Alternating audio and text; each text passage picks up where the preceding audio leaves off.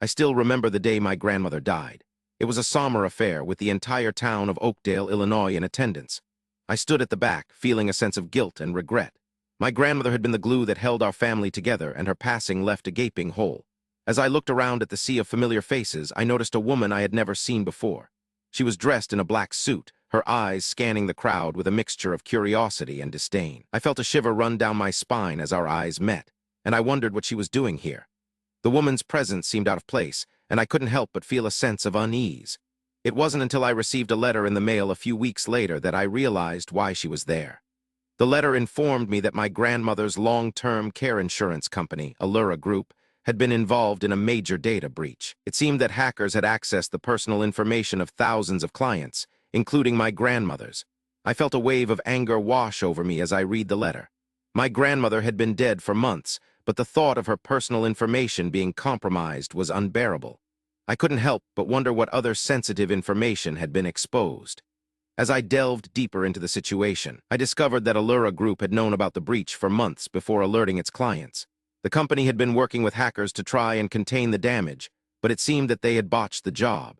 Now, thousands of people were at risk of identity theft and financial ruin. I felt a surge of outrage and disgust as I thought about the company's actions. How could they be so reckless and irresponsible?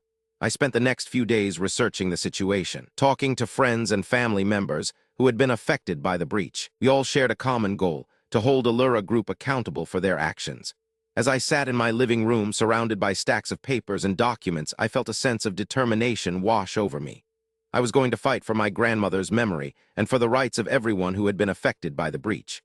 "I'm going to take them down," I said to my sister, who was sitting across from me. She looked at me with a mixture of concern and admiration. "You think you can do it?" she asked, raising an eyebrow. I nodded, feeling a sense of conviction growing inside me. "I don't know, but I'm going to try," I replied. We spent the next few days gathering evidence and building a case against Alera Group. We talked to experts in the field, scoured the internet for information, and pored over the fine print of the company's policies. As we dug deeper, we uncovered a web of deceit and corruption that went all the way to the top of the company. It seemed that Alera Group had been covering up the breach for months and had even been working with hackers to silence their victims. I felt a sense of outrage and disgust as I read the documents.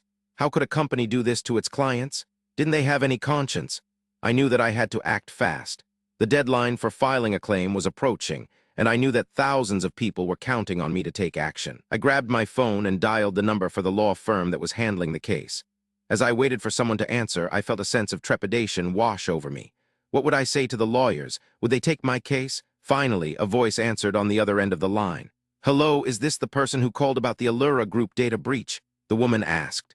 "Yes, that's me," I replied, trying to sound confident. "Okay, can you tell me a little bit about your grandmother's situation?" the woman asked. I took a deep breath and launched into a detailed explanation of the breach and its effects on my grandmother. As I spoke, I felt a sense of calm wash over me.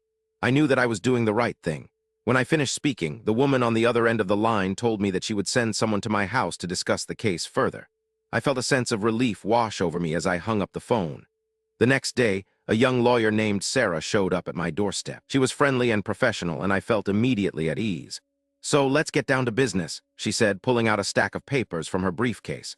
Over the next few hours, Sarah explained the details of the case to me. She told me about the class action lawsuit that had been filed against Alera Group and about the settlement that was being offered to the victims of the breach. As she spoke, I felt a sense of hope rising inside me. Maybe, just maybe, I could get some justice for my grandmother. But as Sarah continued to speak, I began to feel a sense of unease. The settlement seemed too good to be true, and I couldn't shake the feeling that something was off. "What's the catch?" I asked Sarah, my voice barely above a whisper. Sarah looked at me with a serious expression. "There is a catch," she said. "The settlement is only open to people who filed their claims by the deadline. If you miss it, you're out of luck."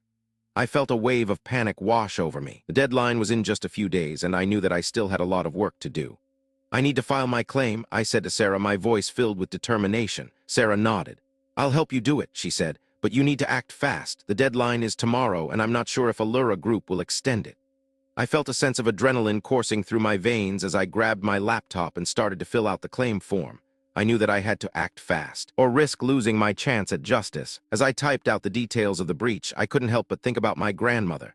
She had been such a strong and independent woman, and I knew that she would have fought for what was right. I finished filling out the form and clicked the submit button. I felt a sense of relief wash over me as I waited for the confirmation email to arrive. It came a few minutes later, and I felt a surge of excitement. I had done it. I had filed my claim, and I was one step closer to getting justice for my grandmother. But as I looked up from my laptop, I saw Sarah's expression. She was frowning, her eyes scanning the email with a look of concern. "What's wrong?" I asked, feeling a sense of unease. "It's the amount of money they are offering," Sarah said. "It's a lot less than we thought it would be." I felt a wave of disappointment wash over me. I had been hoping for bigger payout, something that would really make a difference in my life. But as I looked at Sarah, I saw a glimmer of hope in her eyes. "Don't worry," she said. "We can still appeal, we can still fight for what's right." I felt a surge of determination wash over me. I would fight for what was right. I would fight for my grandmother's memory. As I looked up at Sarah, I knew that I had found a true ally. Together we would take on Alera Group and fight for justice. "Let's do it," I said, my voice filled with conviction. Sarah smiled. "I knew I could count on you," she said. Together we stood up and walked out of the house, ready to take on the world. As we walked, I couldn't help but think about the journey that had brought me to this point. I had started out feeling lost and alone, but now I had a sense of purpose. I was fighting for something bigger than myself, something that mattered. The sun was setting as we walked, casting a golden glow over the town. I felt a sense of peace wash over me, a sense of calm that I hadn't felt in weeks. I knew that the road ahead would be tough, but I was ready. I was ready to fight for my grandmother and for the thousands of people who had been affected by the breach. As we approached the town square, I saw a group of people gathered together. They were all talking and laughing, and I felt a sense of community wash over me. I realized that I wasn't alone in this fight, that there were thousands of people who were standing with me. Sarah and I joined the group, and I felt a sense of belonging wash over me. We were all in this together, and we were all fighting for the same thing. We were fighting for justice and for the right to be protected from companies like Alera Group. As I looked around at the faces of the people, I felt a sense of hope rising inside me. We could do this. We could take on Alera Group and win. We could get the justice that we deserved, and we could make sure that no one else had to go through what we had gone through. The meeting was called to order, and a woman stood up to speak. She was a lawyer, and she had been working on the case against Alera Group. She explained the details of the settlement and the options that we had for appealing. As she spoke, I felt a sense of determination wash over me. I was going to fight for what was right, and I was going to make sure that Alera Group paid for what they had done. I was going to make sure that my grandmother's memory was honored, and that the thousands of people who had been affected by the breach got the justice they deserved. The meeting ended, and we all stood up to leave. I felt a sense of purpose wash over me, a sense of direction. I knew what I had to do, and I was ready to do it. I was ready to take on Alera Group and to fight for what was right. As I walked home with